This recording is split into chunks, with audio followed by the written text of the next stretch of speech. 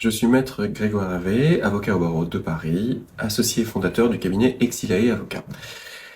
Chez Exilae, nous ne faisons que du droit du travail et du droit des étrangers. Et justement aujourd'hui, en cette fin d'après-midi et quasi week-end, je voulais vous partager mon expérience de ce jour où j'ai accompagné un chef d'entreprise à l'inspection du travail pour des faits de travail dissimulé, d'emploi de travailleurs étrangers sans droit ni titre. Pourquoi l'inspection du travail? Parce que dans ce cas, mon client, c'est une entreprise de transport, comme il en existe beaucoup sur Paris et en Île-de-France. Et dans le cadre du travail qui est fait, la police arrête le camion, tout simplement, et contrôle à la fois les titres de séjour, mais également les DPAE, ce qu'on appelle les déclarations préalables à l'embauche des salariés. Et ils s'aperçoivent, dans le cadre d'un contrôle très rapide, que l'un d'entre eux, à la fois n'a pas de titre de séjour qui l'autorise à travailler, mais également ne fait pas l'objet d'une déclaration. Bon, alors, euh, du coup, pour l'employeur, c'est extrêmement problématique. C'est extrêmement problématique parce que ce genre de contrôle va déclencher plusieurs choses. Il peut déjà être mis en garde à vue. Il peut y avoir un aspect pénal qui se déclenche et il se déclenchera probablement plus tard dans le cadre du dossier d'aujourd'hui. Mais également, c'est l'inspection du travail qui va prendre la main pour contrôler tous les aspects liés à la déclaration du salarié. Alors, euh, quand on embauche un salarié, qu'il soit français ou étranger, il faut toujours le déclarer. Je ne peux que donner ce conseil, il faut toujours le déclarer. Pourquoi? Parce que, on le sait, quand il est difficile de recruter, notamment en France, notamment des profils, on va dire, en règle, on est tenté de recruter des salariés motivés mais qui n'ont pas de titre de séjour. Tout à fait. C'est tout à fait compréhensible. Une fois encore, je l'ai déjà dit, le business d'abord.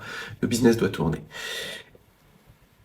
Bien accompagné, c'est tout à fait possible. Vous pouvez engager un salarié qui n'a pas de titre de séjour, à condition, bien sûr, d'encadrer ce recrutement par des actions fortes qui vont, en fait, à terme, permettre la régularisation du salarié.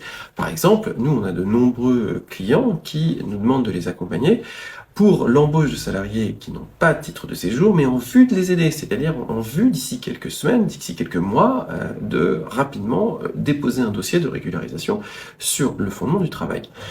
Ça, c'est possible. C'est possible, je ferai une vidéo d'ailleurs sur ça parce que je pense que c'est très intéressant, mais la priorité et la première des choses qu'il faut faire et ne jamais s'abstenir d'oublier, c'est déclarer un salarié. L'URSSAF l'URSSAF et l'inspection du travail surtout pourra passer beaucoup de choses, pourra comprendre beaucoup de choses, mais il faut déclarer les salariés, toujours. Une déclaration d'embauche, ça se fait au plus tard, juste avant que la personne commence à travailler.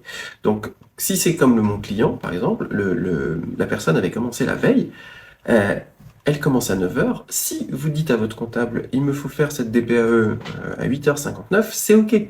C'est OK. En cas de contrôle, vous ne risquez pas grand-chose. Parce que, qu'est-ce qui va se passer maintenant? Le travail dissimulé, c'est-à-dire ne pas déclarer un salarié, c'est du travail dissimulé. Donc, vous allez recevoir une amende de la part de l'inspection du travail, une amende civile. Vous allez également probablement être convoqué en gendarmerie, où on va s'amuser à décortiquer l'ensemble de vos recrutements, on va tout regarder. Vous allez probablement finir en garde à vue. Vous allez ensuite probablement avoir une sanction dite pénale. Et attention, souvent comment dire, de découverte incite l'inspection du travail à aller regarder les titres de séjour. Et si on s'aperçoit qu'en plus, non seulement il n'est pas déclaré, mais en plus le salarié n'a pas de titre de séjour, comme c'était exactement le cas là, eh bien vous avez l'OFII. L'OFII qui va rentrer en jeu et les employeurs le savent bien, la menace de l'OFII, c'est une amende extrêmement élevée qui a souvent pour conséquence de plonger la société dans une situation de liquidation judiciaire. Voilà.